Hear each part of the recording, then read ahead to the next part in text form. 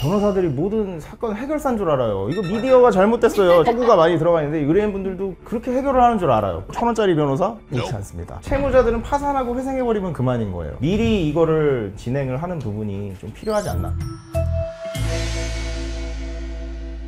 개인적으로 궁금한 건 변호사님도 주변에 동료 변호사분들이나 아니면 선후배 변호사분들이 있을 거잖아요. 근데 그런 분들께도 이렇게 탐정과 어떤 일을 협업하고 있는지에 대해 말씀을 하시는 편인가요? 직접적인 말씀을 어떻게 드리기는 쉽지는 않아요. 왜 그러냐면 증거 수집이라는 거는 우리나라가 저는 아직은 잘못됐다고 보는 부분 중에 하나예요. 증거 개시 제도도 사실은 인정하지도 않는 상황이고 증거 수집에 대해서 제한을 좀 많이 두는 것 같아요. 근데 인격권이라든지 주거권, 명예권, 헌법상 보호하는 가치죠. 그런 것들을 침해하지 않는 수준에 있어서는 어느 정도는 탐정분들이라든지 증거를 수집하는 데 있어서 열린 마음을 가지고서 입법자들이 그런 법률을 제정을 하면 어떨까라는 생각을 많이 하는데 변호사님들 사이에서는 사실 쉬쉬하죠. 의뢰인에 대한 보호를 할 의무가 저희들은 있기 때문에 사건을 가지고 이렇게 왈가왈부한다는 건 사실 쉽지는 않은 문제입니다. 그러면 이제 어쨌든 탐정들이 영업을 하려면 계약을 따로 별건으로 계약을 해야 되잖아요, 의뢰인하고요. 그러면 이제 변호사님이 증거가 좀 부족하기 때문에 보충 목적으로 탐정이 필요하다면 계약을 별개로 하셔갖고 진행을 하는 거죠? 네, 보통 별개 계약을 하고요. 필요하시다고 하면 제가 좋은 결과들을 냈었던 분들을 소개를 시켜드리기도 하고요. 그렇게 해서 시너지 효과를 내는 경우들이 많이 있었습니다.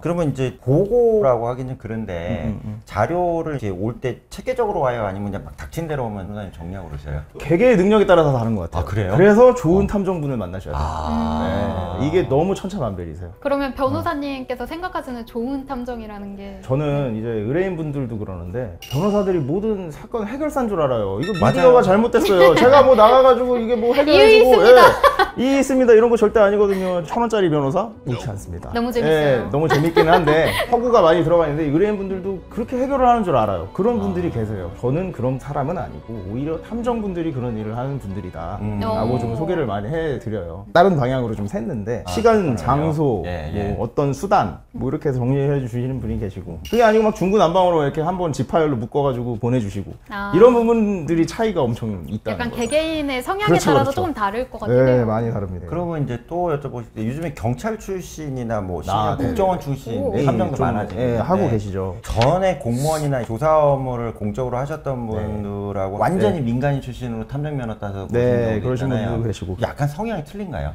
아무래도 그렇죠. 경험이 있으신 분들이 사실 체계적이고 뭐가 필요한지를 아시죠. 근데 이제 바로 이제 탐정 일만 시작하신 분들은 사건에 있어서 어떤 증거가 적절한 증거인지를 모르는 경우들이 꽤 있어요. 그래서 그거에 대한 거를 또 설명하려면 힘이 좀 들어가잖아요. 사실 그런 측면에서 탐정분들을 모시는 것도 어느 정도 선별 작업이 필요하지 않을까라는 좀 개인적인 생각을 한번 해봅니다. 근데 이제 제가 또 이렇게 들어보니까 탐정분들이 이제 변호사님 같이 탐정에 대해서 우호적으로 생각하는 변호사님들하고 업무를 하다 보면 자신들이 이제 법에 대해서 많이 업그레이드가 된다. 케이스 바이 케이스로 설명해 주시잖아요. 근데 역으로 이제 또 변호사님들 몇 분 또 만나보면 탐정들 현장 조사한 내용을 들으면서 사건을 이런 방향으로 가야 되는구나, 이렇게 업그레이드 된다, 이렇게 양쪽으로 얘기하시더라고요. 변호사님 그렇게 생각하시나요? 그럼요. 저는 사실 소장 작성하고 재판 가고 경찰서 가고 이런 업무들을 주로 하는데 사실 증거 수집에 있어서는 현실과 부딪히는 부분들이 많이 있잖아요. 그래서 어떻게 하시는지 모르겠어요. 저도 한번 질문을 드리고 싶어요. 어떻게 현장에서 수집하고 조사하고 되게 불미스러운 일들도 있으실 텐데 해결들을 어떻게 하세요? 일반적으로는 변호사님들이 요즘에 이게 탐정 교육에 많이 들어오시거든요. 그래서 탐정 교육이나 보수 교육에 이제 법률 교육이 늘어나고 있어요. 그러니까 아까 대표적으로 변호사님 말씀하신 스토킹 처벌법이 가장 애매한 부분이거든요. 그래서 그 부분에 대한 판례 교육도 많이 시켜주고 제일 중요한 그거에 변호사님들하고 같이 일을 하게 되면 탐정님들도 이거는 해도 되는지 안 되는지 철저하게 물어봐서 가이드를 활용해라 현장 업무에 이렇게 저희가 얘기를 하거든요. 그럼 어떤 매뉴얼 같은 거를 만드셔가지고 이제 교육하실 때 필요할 때마다 이렇게 하시는 것도 나쁘지 않아 보이네요. 저는 이렇게 보니까 양쪽 다 긍정적인 얘기들을 많이 들어서 변호사님도 그렇게 좀 생각하시죠? 그럼요. 그러면 혹시 변호사님께서는 탐정분들과 협업을 할 때 제일 조심스럽게 생각하는 부분이 있을까요? 사실 증거 수집 과정에 있어서의 헌법과 법률이 보호하고 있는 사람에 대한 가치들 훼손 훼손하는 일들은 사실은 벌어지면 안 되겠죠. 개인적으로 증거 수집의 한계가 되게 모호해요. 그런 거는 사실 입법의 불비라고 저는 생각을 하거든요. 네. 공청회라든지 사회적 어떤 합의가 컨센서스가 좀 쌓이다 보면 그런 부분을 통해서 국회의원님들이라든지 뭐 만나는 자리들을 통해서 입법으로 할 수 있는 부분들은 최대한 법률적인 어떤 기준을 마련해야 되는 게 필요하지 않나 생각이 듭니다. 형사 전문 변호사시잖아요. 그럼 형사 사건 관련해서도 네. 탐정이 활용되는 경우가 있으신가요? 형사사건에 관한 경우는 사실상 힘들어요. 위법수집 증거 배제 법칙이 워낙 강경하게 있고 그리고 제일 많이 하는 것들이 통신비밀침해법 네, 상에 문제가 되는 부분들, 불법 감청이라든지 불법 도청 네, 이런 부분들이 문제가 되는 경우가 많기 때문에 사실 네. 쉽지는 않고 형사사건은 이걸 아셔야 돼요. 고소를 하면서 제출하는 증거는 수사의 단서라고 하거든요. 네. 형사사건의 주도권은 수사기관이 갖고 있어요. 그렇죠. 그래서 수사기관이 증거 수집을 하는 거지 저희가 증거 수집을 해서 드리는 거는 어느 정도 한계가 있거든요. 네. 주로 이제 민사사건이라든지 가사사건에서 탐정분들의 도움을 많이 받는 경우가 있는 것 같아요. 증거로 다 수집을 해왔는데 뭐 네. 민사든 가사든 네네네. 간에요. 전혀 쓸 수 없는 경우도 있으신가요? 제3자들이 많이 좀 드러나는 경우들 포커스를 잘 맞췄어야 되는데 탐정 업무도 좀 오래 하신 경륜이 있으신 분들하고 하신 지 얼마 안 되신 분들하고의 차이들이 좀 있더라고요. 짬이 필요해요. 네, 역시 뭐든지 짬이 필요하다는 게 예. 그런 것들이 이제 들어오면 이거를 잘라서 쓸 수도 없고 그러면 증거 자체를 조작하는 꼴이 돼버리니 상대방도 이건 못 믿겠다 이래버리니까 그런 부분들이 좀 있죠. 예를 들어서 이제 가사소송 중에 네네. 이혼 소송을 하시는데 예. 쌍방이 문제가 되는 경우도 있어요. 쌍방 문제 되는 경우 많이 있죠. 왜냐면 그런 경우들이 있어요. 보통은 이혼 소송이 어떻게 진행이 되냐면 내가 상대방의 귀책 사유를 알았어. 근데 그게 부정행위야. 아 이거 명확하다 해서 증거 수집을 하고 이제 소제기를 하죠. 그러면 소장이 상대방한테 송달이 돼요. 그러면 이걸 보고 뭐지? 나도 너 뭐 하고 있는 걸 알고 있는데 오히려 이런 경우들이 있어요. 네가 나 건드려? 그러면 나도 해야지. 오히려 반소제기를 또 해요. 둘 다 부정행위인 거야. 그런 경우들이 꽤 있어요. 그러면 어떻게 끝나요, 결국엔? 이게 부정행위가 둘 다 명확하고 혼인관계 파탄에 대한 귀책 사유가 누구한테 있느냐에 대한 판단이 있기 때문에 그런 경우에는 쌍방 기각이 나와버려요. 위자료 부분. 그러니까 부정행위라든지 이런 부분에 있어서는 예. 혼인관계 파탄에 귀책 사유가 누가 있느냐에 대한 문제로 싸우는 건데 네. 양측 다 문제가 있다 이거예요. 예. 법원에서 판단할 때도 누구 일방의 문제로만 볼 수는 없다. 그래서 부정행위 부분은 기각을 하겠다. 이렇게 나오는 경우들도 꽤 있어요. 제가 실제 들은 사례인데 변호사님 이쪽 변호사가 이제 부인 쪽이 의뢰해서 남편의 부정을 조사하다가 조사하는 건데 저쪽 탐정을 만났는데 아는 탐정을 만났대요. 예. 너 누구 따라다녀? 그랬더니 이쪽인데 이러더래요. 이게 이제 쌍방 간통 이런 건가요? 그거는 좀 애매한 부분도 있어요. 양쪽 다 바람핀 걸로 나중에 나왔다고 그러고요. 그렇죠. 그게 쌍방 부정행위인 거죠. 그러면 변호사님 그 이혼은 하는 건 맞아요? 네. 이혼은 동의를 하니까 서로 간에 동의를 하니까 반소 제기를 한 거죠. 그러니까 누가 주책임 있다 이렇게 따지는 그렇죠. 건 아니고요. 그거는 이제 판사님이 하실 몫이고요. 귀책 사유가 누구한테 있느냐에 대한 부분은 귀책 사유로 인해서 혼인 관계가 파탄이 된 결정적 원인이 뭐냐를 그거를 밝히는 거거든요. 근데 그게 양측 다 가능성이 있다고 보면 그리고 확실하다고 하면 쌍방에 대한 기각이 나오는 경우들이 있어요. 동거하다가 바람나는 경우도 탐정한테 의뢰가 좀 온다고 그러던데. 동거랑 사실혼 관계를 구분을 하셔야 돼요. 왜냐면 동거에서 바람나서 하는 경우는 사실은 법원에서 손해배상을 받아들이는 경우들이 잘 없어요. 결혼을 하고 동거를 했으면 그건 사실혼 관계가 어느 정도 유지가 된다고 보기 때문에 사실혼 관계 파탄에 대한 위자료 소송을 할 수가 있는 거예요. 그럼 사실혼하고 동거가 어떻게 구분해요? 법원에서의 요건을 어떻게 보냐면 사실혼은 혼인 관계에 대한 의사 합치가 있고 그리고 대부분 이제 혼인식을 하죠. 혼인식을 하고 같이 살아요. 그럼 혼인신고만 안 한 거예요? 그렇죠. 혼인신고만 안 한 경우를 우리나라에서는 사실혼으로 대부분 많이 보고 있어요. 같이 살기만 한다고는 사실혼이 그렇죠. 안 그건 되나요? 사실은 아니죠. 저도 그래서 그런 사건들 의뢰를 엄청 많이 받아요. 결혼할 목적으로, 결혼할 생각으로 이 사람과 뭐 한 1년, 2년 이렇게 살았다. 근데 얘가 바람 폈다. 이거 어떻게 할 수 없어요, 변호사님 이러는데 잘 안 받아줘요. 저도 소송을 진행하는데 법원이 참 보수적이에요. 셀프 웨딩 사진이나 기념 사진이나 뭐 이런 또 그것만 증거들을 있다고 다 되는 건 해놔야 아니에요. 각 가정의 대소사에 참여를 해야 와, 돼요. 정말 대소사. 네, 그렇죠. 그러니까 며느리하고- 추석도 가고, 그렇죠. 네. 명절도 참여하고 그런 부분들이 필요하세요. 그러니까 며느리하고 사위인 걸 인정해야겠는 거예요. 그렇죠. 그래서 저는 그런 부분들이 필요할 때 대소사 참석하시고 장인 장모분이나 시부모님들한테 연락을 하면서 인정을 받으신 분이라고 하면 한번 진행해 봅시다라는 생각을 해서 진행을 했는데 그것도 잘 안 받아주더라고요. 되게 쉽지 않습니다. 그러면 스토킹 관련해서 도와달라는 피해자들이 있나요? 스토킹 관련해서도 왜 많이 의뢰를 받아요. 증거를 좀 수집을 하고 싶다고 해서 탐정분들한테 의뢰하시는 분들이 꽤 계시죠. 그러면 탐정들은 어떤 걸 도와줄 수가 있나 이런 상황에서는? 반복 행위가 사실은 되게 중요하기 때문에 네. 이 사람의 행동을 유심 깊게 봐서 어떤 거를 하는지를 일거수일투족을 이렇게 해주시면 좋을 것 같아요. 접근금지 명령을 위반한다던가 그런 것도 있겠죠. 아니면 뭐 집에 막 들어온다던가. 요새는 근데 CCTV가 있는데 CCTV를 경찰에 협력 없이는 사실 열람하기가 쉽지가 않잖아요. 네. 그래서 사실 고소하는 거를 애를 먹으시는 분들이 있으세요. 그런 어떤 직접 증거가 필요한 경우들이 있어서 네. 그럴 때 유능하신 탐정분들을 의뢰를 하셔서 도움을 받으시면 좋을 것 같아요. 자기 집 같은데 자기가 카메라 설치하는 건 불법은 아니잖아요. 아유, 그건 아니죠. 네, 절대 아니죠. 근데 이제 제3자의 또 모습들이 나올 수가 있어서 그래서 잘못되는 경우들은 좀 있죠. 그럼 가해자만 나와야 되는 영상만 있어야 되는 건가요? 그래야 좀 안전하죠. 정말 많이 배우네요.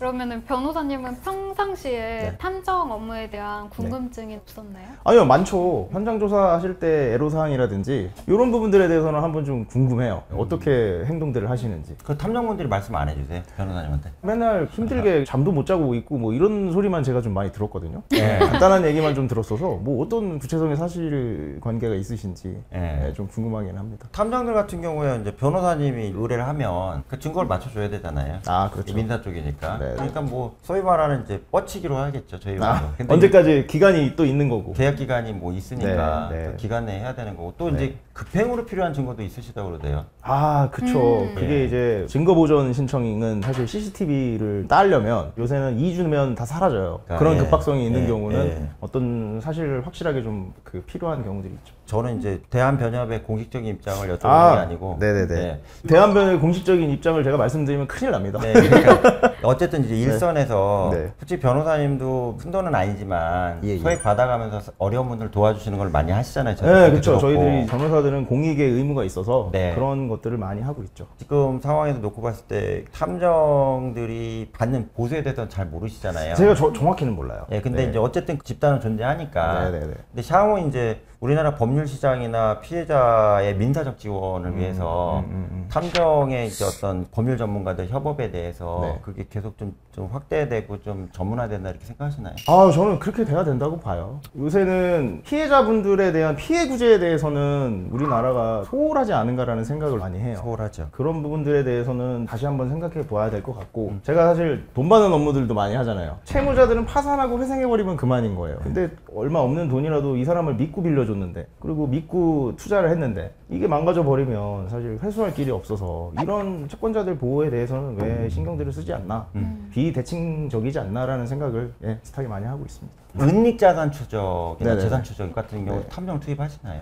아, 그렇게까지 아직은 해보지는 못했어요. 아직 그것까지는 안 하시고요. 네네네. 근데 요즘에 이제 돈을 빼돌리는 경우가 너무 많아가지고 너무 많죠. 네, 그걸 너무 뭐 많죠. 법원에서는 어떻게 방법이 없다 이렇게 얘기하는 거예요. 그렇죠. 사후에 구제할 수 있는 사회행위 취소라는 게 있어요. 제3자한테 넘어간 재산을 상대방인 소송 당사자한테 돌려놔라. 뭐 가족이 될 수도 있고 네. 믿을 만한 사람이 될 수도 있고요. 그런 제도가 있는데 다 사후적인 거기 때문에 미리 이거를 진행을 하는 부분이 필요하지 않나. 입법적으로 좀 넓혀서 탐정분들이 수집할 수 있는 좀 마련해 줬으면 좋겠습니다. 그럼 변호사님 말씀은 사기를 안 당하는 게 최고의 예방책이지 사기 당하고 나서는 뭐 구제 방법이 없다 거의 이런. 그렇지는 않고요. 유능한 변호사님들 선임을 하시고 네. 또 여기 있네요. 그리고 아닙니다. 그리고 유능하신 탐정분들을 섭외를 하셔서 증거 수집을 확실하게 좀 하시고 그리고 미리 어떤 조언들을 좀 들으시면 그래도 구제를 많이 받는 경우들이 있습니다. 모두의 탐정 시청자 여러분들께 마지막으로 하고 싶으신 말씀이 있으실까요? 탐정이라는 직업이 사실상 우리나라에서 합법적으로 활동한 기간이 얼마 되지는 않아요. 그렇죠. 예. 그리고 요즘 들어서 관심을 가지고 계신 분들이 되게 많이 늘어나고 있는 것 같아요. 또 이런 좋은 프로그램, 좋은 플랫폼이 있어서 사실 저도 다 뒤져봤어요. 오늘 오면서 처음으로 다 유튜브를 봤는데 좋은 얘기들 말씀들 많이 주시더라고요. 예. 그래가지고 플랫폼도 좀 성장이 됐으면 좋겠고 더불어 저도 좀 많이 찾아주십시오. 저도 마지막 질문인데 어쨌든 10년 정도 된 이제 중견 법조인으로서 탐정 시장에 들어오고 싶어하는 요즘 탐정학과도 한 10개나 넘게 생겨서 이제 1, 2년 후에 졸업생들이 막 쏟아져 나오거든요. 뭐 대학 나온 탐정이든 아니면 자격을 취득해서 들어오는 신설 탐정이든 이들한테 이제 콜라보레이션 10년 이상 하신 선배로서 새로운 탐정들한테 내가 법조인으로서 당부하고 싶은 게 있다면 후배들한테 어떤 말씀이 있을까요? 아직까지는 법률화되지 드러나지 않고 있는 부분들이 많이 있기 때문에 증거 수집과 관련해서 제3자의 인격권 침해라든지 주거권 침해, 심지어는 뭐 신체적인 접촉이라든지 이런 돌발 상황들이 일어나면 안 되겠죠. 그런 어떤 가치들은 좀 보존하시되 신속하고 정확한 증거 수집을 위해서 좀 노력을 해주시면 저도 같이 협업을 할 때 많이 도움이 될 것 같습니다. 저는 이제 신규 탐정들 교육할 때 이런 얘기하거든요. 그 주변에 이제 변호사님 숫자가 좀 늘어나다 보니까 네, 맞습니다. 변호사님 찾으려면 얼마든지 손에 닿을 수 있다. 그러니까 한두 분 정도는 고문 변호사로 해서 업무에 대해서 법적인 문제나 이런 거에 대해서 좀 협업하고 상의하고 같이 가면 좋겠다. 제가 되게 강력하게 권고하거든요. 교수님 뭐 그렇게 해주시면은 뭐 저 변호사인 저 입장으로서도 되게 도움이 많이 될 것 같아요. 사건 해결하는데. 사건 해결하려고 있는 사람들이잖아요. 그럼 맞아요. 맞습니다. 근데 저는 뭐 나가서 1,000원짜리 변호사처럼 해결할 수는 없습니다. 저는. 아이 그럼요. 저희 오늘 이렇게 박창규 변호사님 모셔서 많이 배웠어요. 감사합니다. 진짜 알찬 시간이었던 것 같아요. 그러면 저희는 또 다음 시간에 더 유익한 정보를 가지고 돌아오도록 하겠습니다. 감사합니다. 네, 감사합니다.